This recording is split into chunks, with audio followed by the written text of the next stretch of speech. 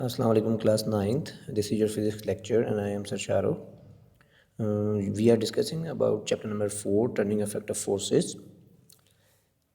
After discussing like and unlike parallel forces on page number 86, we will today discuss about the addition of forces, how can we find the resultant force, how can we discuss about the number of forces acting on a single body, and how can we find the resultant out of them. मतलब हमने ये study करना है कि अगर हम किसी भी ऑब्जेक्ट पे एक से ज़्यादा फोर्स लगाएं तो हम उस ऑब्जेक्ट के ऊपर लगने वाली नेट फोर्स कैसे निकाल सकते हैं, the resultant force on an object. ठीक है, तो फ़िलहाल तो कोई ऑब्जेक्ट हम नहीं लेंगे, बट हम नंबर ऑफ़ फोर्सेस लेंगे और उनको आपस में सम अप करके देखेंगे कि किस तरह उन फोर्सेस का रिजल्टेंट फाइंड आउट किया जाता है। तो आपने अर्थमेटिक एडिशन पढ़ी होगी। आज तक अर्थमेटिक एडिशन यानी आप 1+2=3, 3+4=7, आप ये सब करते रहे हैं। इवन आपने अलजेब्रिक एक्सप्रेशन में भी एडिशन पढ़ी होगी, 2x² + 3y + 4x, इस तरह। तो वो सारी थी अलजेब्रिक और अर्थमेटिक ऑपरेशन एडिशन वगैरह थी। लेकिन आज आपने नया कॉन्सेप्ट पढ़ना है about the addition of forces, or we better use the word vectors, addition of vectors। ठीक है, तो यहाँ पे आपके पास इस चैप्टर में फोर्स का जिक्र किया गया है। That's why they have written here addition of forces.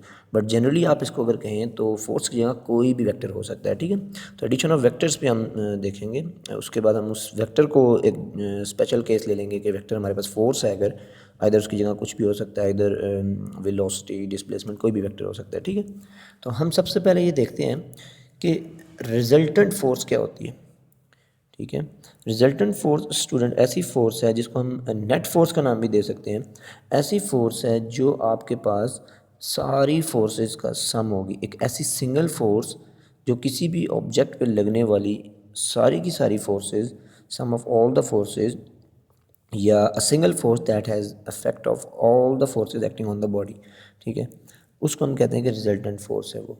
और वो जो फोर्सेस हैं सारी की सारी वो सेम बॉडी पर एक्ट करनी चाहिए। ठीक है, तो यहाँ पे इन्होंने बॉडी तो कोई नहीं ली, इन्होंने जनरली बोला है। क्या बोला है कि रिजल्टेंट फोर्स है single force that has the same effect as the combined effect of all the forces to be added. यानी वो उन सारी फोर्सेस की जगह एक अकेली फोर्स, जिन सारी फोर्सेस को हम ऐड करने जा रहे हैं, वो फोर्स क्या कहलाएगी? अकेली फोर्स रिजल्टेंट फोर्स कहलाएगी। फॉर एग्जांपल यहाँ पे मैं एक बॉडी लेता हूँ, इन्होंने बॉडी नहीं ली लेकिन मैं एक बॉडी लेता हूँ और मैं ये कहता हूँ कि मैं इसके ऊपर यहाँ से एक फ़ोर्स लगा रहा हूँ, यहाँ से भी एक फ़ोर्स लगा रहा हूँ, एक फ़ोर्स इस डायरेक्शन में यहाँ से लगा रहा हूँ, एक फ़ोर्स इस डायरेक्शन में यहाँ से लगा रहा हूँ। तो इन सारी फोर्सेस का जो कंबाइंड इफेक्ट होगा, ठीक है, वो क्या होगा? वो फोर्स किस डायरेक्शन में होगी? नेट फोर्स, जिसे हम नाम देंगे रिजल्टेंट फोर्स, नेट फोर्स। ठीक है, वो किस डायरेक्शन में होगी और उसको फाइंड कैसे करेंगे, ये हमने आज देखना है।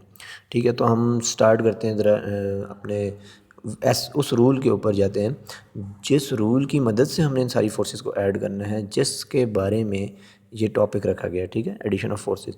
तो मैंने ये बताया कि एडिशन ऑफ नंबर्स आप अर्थमेटिक एडिशन कहते हैं, एडिशन ऑफ वेरिएबल्स जो है आप उसको अलजेब्रिक एडिशन कहते हैं। तो अभी हम बात करेंगे एडिशन ऑफ वेक्टर्स के ऊपर। ये नेक्स्ट पेज पे आते हैं, पेज 87 पे। कहते हैं कि ये ग्राफिकल मेथड है, ये ग्राफिकल मेथड है नंबर वेक्टर्स को ऐड करने का।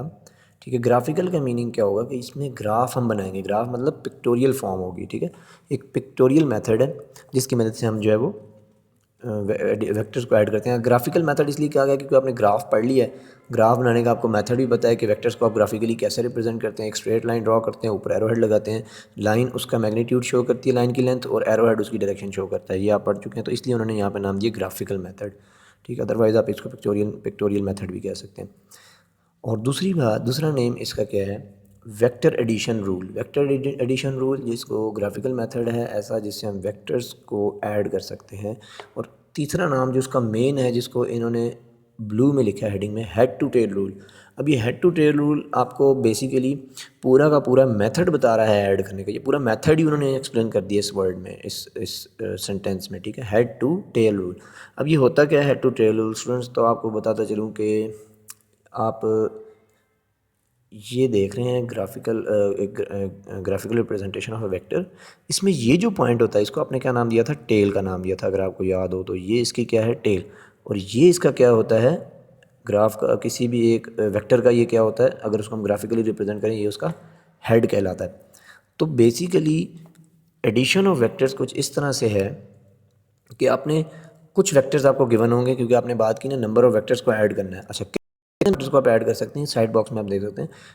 It should be noted that by using head to tail rule we can add any number of forces. Any number of forces मतलब कि चाहे जितनी मर्जी नंबर ऑफ फोर्सेज हो, एन नंबर ऑफ फोर्सेज को आप ऐड कर सकते हैं, ठीक है।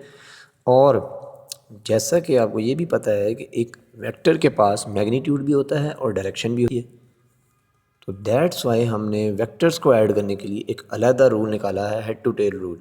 मीन्स कि अगर आपके पास जस्ट मैग्नीट्यूड होता तो हम उसको, अगर कोई वेक्टर उसका मैग्नीट्यूड है 2 न्यूटन, अगर वो वेक्टर नहीं है स्केलर है, और दूसरा एक और स्केलर है जिसका मैग्नीट्यूड है 3 न्यूटन, तो इन दोनों को जब ऐड करेंगे तो अर्थमेटिकली ऐड करके 5 न्यूटन आ जाएगा। बट ये न्यूटन फोर्स होती है, और फोर्स की कोई ना कोई डायरेक्शन भी होती है। तो जब फोर्स की जगह कोई और वेक्टर भी होगा तो उसकी भी कोई ना कोई डायरेक्शन भी होगी। तो हम सिर्फ मैग्नीट्यूड्स को ऐड नहीं करेंगे बल्कि डायरेक्शंस को भी ऐड करेंगे। तो ये जो basically head to tail rule है आपके पास, ये मेथड एडिशन ऑफ वेक्टर्स है, यानी addition of magnitude as well as direction.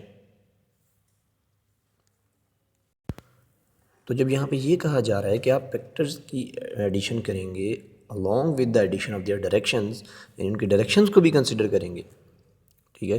तो मतलब आप यूँ कह लें कि vector addition is an addition in which we consider magnitude as well as the directions of the quantities as well, ठीक है, जिसमें हम as well as direction of the quantities, यानी हम क्वांटिटीज़ की भी डायरेक्शन को कंसिडर, क्वांटिटीज़ की डायरेक्शन को भी कंसिडर करते हैं, ठीक है। ऐसी एडिशन, उसको हम नाम देते हैं वेक्टर एडिशन, जो कि किस तरह पॉसिबल है, हेड टू टेल रूल से पॉसिबल है।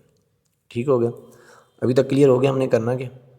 हमने वेक्टर्स को ऐड करना है उनका मैग्नीट्यूड और उनकी डायरेक्शन दोनों को कंसिडर करते हुए। तो यहाँ से स्टार्ट करते हैं। यहाँ पे आप आते हैं प्रैक्टिकली कि होता कैसे है, ये head to tail rule follow कैसे किया जाए। तो ये देखें स्टूडेंट्स, आपके पास डायरेक्शंस गिवन है, नॉर्थ साउथ ईस्ट वेस्ट, ठीक है। ये 4 डायरेक्शंस आपको पता होनी चाहिए।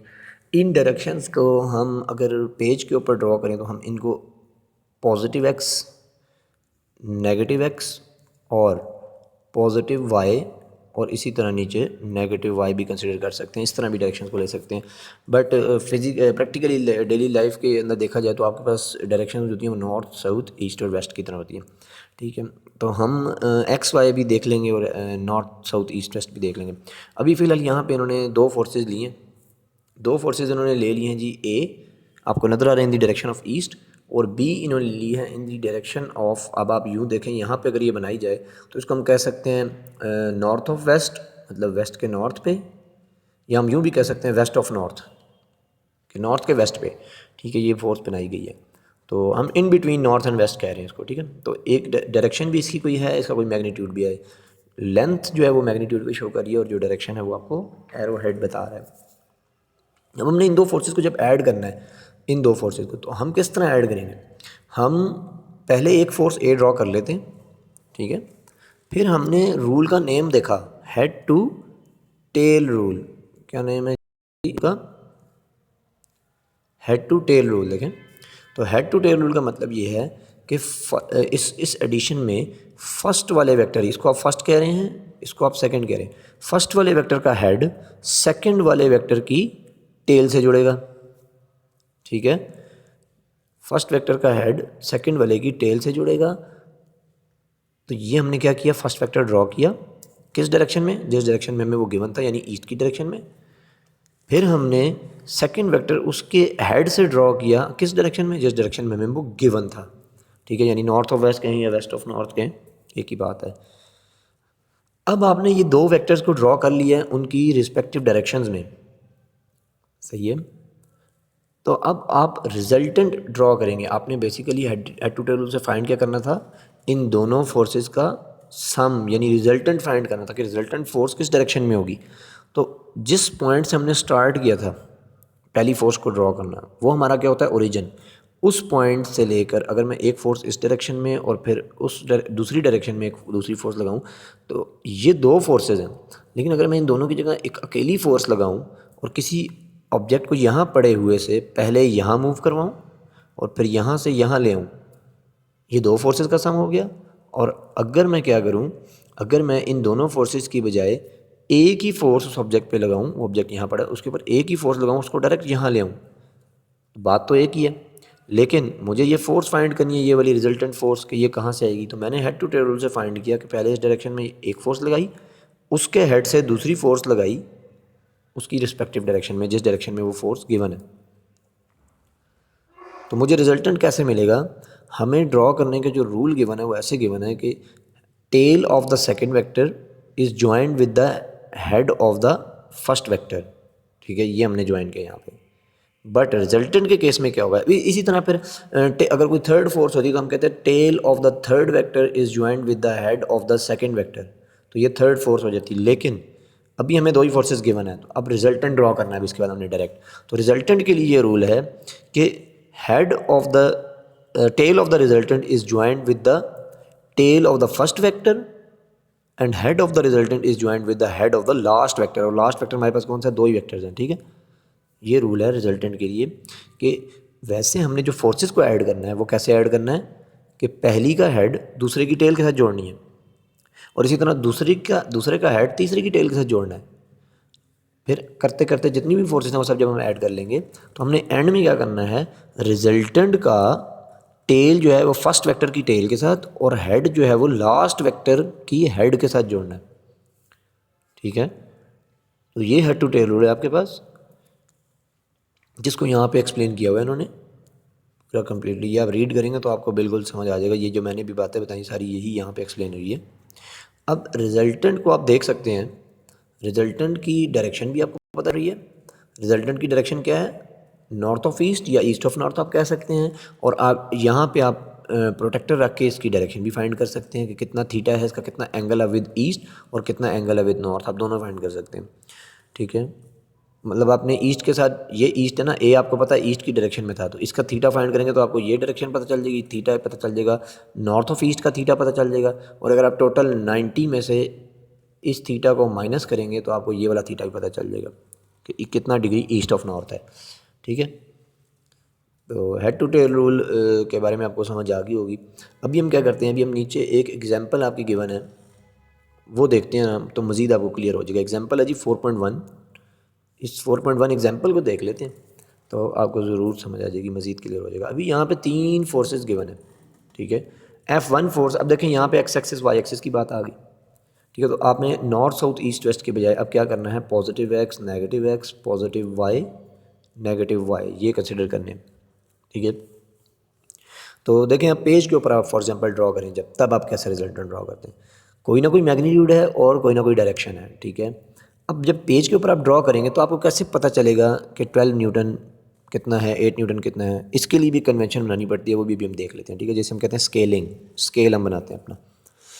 अच्छा, अभी यहाँ पे गिवन क्या है, सबसे पहले आपको गिवन है 3 फोर्सेज। F1 गिवन है along x axis 12 Newton, F2 given है 45 degree with x axis 8 Newton. 45 degree with x axis मतलब ये थीटा आपके पास 45 है। ठीक है, ये 45 डिग्री गिवन है। और थर्ड फोर्स आपको गिवन है 8 न्यूटन अलॉन्ग एक्स एक्सिस। सही है, अब 8 न्यूटन अलॉन्ग एक्स एक्सिस आपने करना क्या है, आपने तीनों फोर्सेज को हेड टू टेल रूल से ऐड करना है। उन्होंने बोला रिजल्टेंट फाइंड करें और उसकी डायरेक्शन वगैरह भी हम फाइंड कर सकते हैं, वो भी हम करेंगे ज़रूर। तो अभी यहाँ पे क्या करेंगे, यहाँ पे हमने, इन्होंने ना कुछ स्टेप्स बताए हैं नीचे, ये सारे ना, ये काफ़ी सारे स्टेप्स लिखे हैं, ये आप खुद रीड करेंगे, मैं आपको जनरल बता रहा हूँ सिर्फ। करना आपने क्या होता है, सबसे पहले आपने जो वेक्टर्स आपको गिवन होते हैं उनको आप ड्रॉ कर लें भाई इंडिविजुअली, F1 F2 F3 को रिप्रेजेंट कर लें वेक्टर्स को। ठीक है, सबसे पहले हम F1 को रिप्रेजेंट करते हैं अलॉन्ग एक्स एक्सिस 12 न्यूटन, ये आ गया 12 न्यूटन अलॉन्ग एक्स एक्सिस। लेकिन लेकिन लेकिन ये आपको कैसे पता चला कि 12 न्यूटन की है, तो कितनी लेंथी लाइन आपने लगानी है।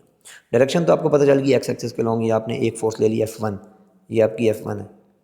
लेकिन इसका 12 न्यूटन कैसे पता चलेगा, उसके लिए हम क्या करेंगे, उसके लिए हम सबसे पहले स्केलिंग करेंगे।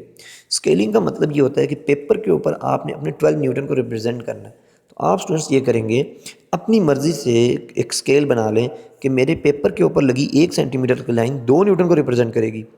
तो डेफिनेटली फिर 12 न्यूटन कितनी लाइन रिप्रेजेंट करेगी 12 न्यूटन को, 6 सेंटीमीटर। ठीक है, तो इस तरह आपने कन्वेंशन खुद से बनानी है, स्केल खुद से बनाना है, जिस पे जो सूटेबल लगे आपको कि यार इस पर कोई इमेज जो बनेगी वो पेज के ऊपर एडजस्ट होती हुई नज़र आएगी और इतनी छोटी भी नहीं हो और इतनी बड़ी भी ना हो। ठीक है, तो इसी तरह इसी स्केल के मुताबिक आपकी 8 न्यूटन फोर्स कितनी होगी, 4 सेंटीमीटर की होगी, ये 8 न्यूटन भी 4 सेंटीमीटर की होगी। ठीक है, जब 1 सेंटीमीटर 2 न्यूटन के बराबर है तो 2 सेंटीमीटर 4 के, 3 सेंटीमीटर 6 के और 4 सेंटीमीटर 8 न्यूटन के बराबर होगा, और 6 सेंटीमीटर इसी तरह 12 न्यूटन के बराबर होगा। तो स्केल आपने बना लिया सबसे पहले। फिर आपने फोर्सेज लगानी है। अब फोर्स आप लगाते हैं सबसे पहले एक्स एक्सेस के अलॉन्ग। आप क्या करें, आप अपने पहले एक्स और वाई एक्सेस बना लें इस तरह से। फिर आप सबसे पहले क्या करेंगे, आप पहली फोर्स ड्रॉ करेंगे 12 न्यूटन की एक्स एक्सेस के अलॉन्ग। ये आ गई आपकी 12 न्यूटन यहाँ पर लिखना है। 6 सेंटीमीटर की लाइन लगाएंगे, लेकिन 6 सेंटीमीटर नहीं लिखेंगे, 12 न्यूटन लिखेंगे। ये F1 आ गई, ठीक है। अब आपको F2 गिवन है 45 डिग्री विद एक्स एक्सेस। अब 45 डिग्री विद एक्स एक्सेस आपने ड्रॉ तो करनी है, लेकिन ड्रॉ किधर करनी है, ड्रॉ आपने करनी है हेड टू टेल रूल के मुताबिक। F1 फोर्स का हेड ये आ गया। अब पहले वाले का हेड दूसरे वाले की टेल के साथ जुड़ेगा, तो ये F2 फोर्स है 8 न्यूटन की, यानी कि ये 4 सेंटीमीटर की लाइन लगी है। लिखेंगे आप 8 न्यूटन, लेकिन लगाएंगे 4 सेंटीमीटर, बट इसका थीटा क्या होगा यहाँ पे 45 डिग्री, ठीक है। यहाँ पे 45 डिग्री का एंगल बनाएंगे आप। फिर थर्ड फोर्स आपको गिवन है 8 न्यूटन की अलॉन्ग वाई एक्सिस, ठीक है। तो वाई एक्सिस किस तरह लाइन ड्रॉ होगी, यहाँ से थर्ड वाले की टेल सेकंड वाले के हेड के साथ जुड़ेगी, और अलॉन्ग वाई एक्सिस 8 न्यूटन यानी 4 सेंटीमीटर की लाइन आप यहाँ पे लगा देंगे और लिखेंगे ये 8 न्यूटन है, ठीक है। अब स्टूडेंट्स आपने ड्रॉ करना है रिजल्टेंट। तो रिजल्टेंट आपका क्या होगा, रिजल्टेंट के बारे में आपने बात की थी कि फर्स्ट की जो आर्म फोर्सेस हैं वो कैसे ऐड होती हैं। फर्स्ट का हेड सेकंड की टेल, थर्ड की टेल सेकंड का हेड। बट रिजल्टेंट के लिए क्या रूल था कि फर्स्ट वाले की टेल और लास्ट वाले का हेड आपस में जोड़ना है। तो रिजल्टेंट हम यहाँ से सीधा इस तरह ड्रॉ करेंगे, ये आपका रिजल्टेंट होगा। इसकी डायरेक्शन अब यहाँ थीटा से उससे प्रोटेक्टर से फाइंड कर लेंगे, ठीक है। इसकी डायरेक्शन निकालने के थ्योरेटिकल मेथड्स भी हैं, वो हम आगे देखेंगे इंशाल्लाह नेक्स्ट टॉपिक में। लेकिन अभी आपने इसकी डायरेक्शन जो है वो उससे फाइंड कर लेनी है, प्रोटेक्टर से। अगर कोई आपको कहे कि फाइंड करके दिखाओ, और मैग्नीट्यूड इसका आप इसकी लेंथ मेजर करके, इसको आर लिखते हैं, रिजल्टेंट को आर से रिप्रेजेंट करते हैं। तो मैग्नीट्यूड जो है आप इसका स्केल से मेजर कर लेंगे। फॉर एग्जांपल ये आती है 12 सेंटीमीटर की लाइन, ये पूरी यहाँ से लेकर यहाँ तक 12 सेंटीमीटर है।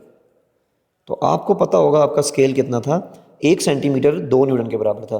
तो 12 centimetre will be equal to 24 newton, yes, ठीक है। तो ये आपका रिजल्टेंट ड्रॉ हो गया। अब स्टूडेंट्स आप इस रिजल्टेंट को याद रखें कि ये किस डायरेक्शन में बन रहा है, और अप्रॉक्सीमेटली 45 डिग्री ही चलें आप प्लॉट कर लेते हैं, 45 डिग्री बना रहा है ये एक्स एक्सिस के साथ, ठीक है। अब आपको एक चीज़ और बता दूं कि हेड टू टेल रूल में आपके पास फोर्सेस जितनी मर्जी आप ऐड कर लें, लेकिन उनकी जो अरेंजमेंट है, यानी उनका जो सीक्वेंस है वो मैटर नहीं करता। आप चाहे F1 को पहले रखें, चाहे F2 को पहले रखें, चाहे आप F3 को पहले रखें, रिजल्टेंट हमेशा सेम आएगा। ये मेरी बात याद रखनी है। मैं फॉर एग्जांपल अगेन ड्रॉ करता हूँ, ये आपके पास एक्स एक्सिस वाई एक्सिस मैंने ड्रॉ कर लिए। अब मैं करने क्या जा रहा हूँ, मैं अब की बार मैं F3 को सबसे पहले ड्रॉ करूँगा। तो F3 क्या था आपके पास, F3 आपके पास अलॉन्ग वाई एक्सिस 8 न्यूटन। तो ये मैंने सबसे पहले F3 ड्रॉ की। अब मैं F1 ड्रॉ करता हूँ। अब मैंने F1 ड्रॉ की, कितनी थी F1, 12 Newton along x axis. ये आपके पास 12 न्यूटन फोर्स आ गई अलॉन्ग एक्स एक्सिस, यानी 6 सेंटीमीटर की लाइन। अब आप F1 ड्रॉ करें। F1 क्या थी, 45 डिग्री विद एक्स एक्सिस। ये 45 डिग्री विद इस तरह यहाँ पे 45 डिग्री विद एक्स एक्सिस। ये देखें, पहले का जो हेड है वो सेकंड की टेल के साथ जुड़ा है, और जो सेकंड का हेड है वो थर्ड की टेल के साथ जुड़ा है। लेकिन रिजल्टेंट के लिए हमने क्या करना है, लास्ट वाले का हेड थर्ड वाले का हेड हमने फर्स्ट वाले की टेल से जोड़ना है। तो यहाँ से सीधा स्ट्रेट एक रिजल्टेंट बनेगा, और ये अगेन वही 45 डिग्रीज बना रहा होगा विद एक्स एक्सिस, ठीक है। तो आप कोई भी अरेंजमेंट रखें। अब जो थर्ड अरेंजमेंट रहेगी है वो आपके पास क्या रहेगी है, F1 F2 F3 हो गई, F3 F1 F2 हो गई। अब आप खुद से ड्रॉ करेंगे। सबसे पहले आप F3 ड्रॉ कर लें,